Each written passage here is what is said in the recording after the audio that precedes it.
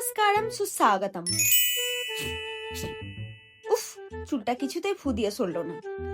আজ সকালটা শুরু হয়েছে খুব দুঃখজনক ভাবে, কারণ আজকে আমাকে তাড়াতাড়ি ঘুম থেকে উঠিয়ে দেওয়া হয়েছে। বাইরে বেরিয়ে দেখলাম আকাশ পরিষ্কার, মেঘের আর মন খারাপ নেই। তো ভাবলাম আমি আর মন খারাপ করে কি করব, তো চলো মর্নিং কেয়ার রুটিন ফলো করা যাক। তাই বেশি দেরি না করে রামদেব বাবাজির পতঞ্জলি পেস্ট দিয়ে করলাম দন্তমঞ্জন। নিদ্রাকে পাকিস্তানে পাঠানোর জন্য ঘষে ঘষে করে নিলাম ফেস ওয়াশ, কিন্তু নিদ্রা পাকিস্তানে না গিয়ে চলে গেল আমেরিকায়। তারপরে রুমে এসে নিজেকে দেখে নিজেই আর চিনতে পারছি না। ও মাই গড, আমি এত চকচক করছি! ফেস ওয়াশে ভিমবার মেশানো ছিল না তো? নিজেকে সুন্দর দেখতে লাগছে বলে একটু নেচেও নিলাম। ভাবলাম নেচে আর লাভ নেই, কিছু এবার পেটে দিতে হবে। তাই ফ্রিজ খুলে দেখলাম কাল যে কেকটা বর এনেছিল সেই কেকটা আমার দিকেই তাকিয়ে বসে আছে। তাই তাকে যত্ন করে কোলে তুলে নিলাম। এবার ছিল খাবার পালা।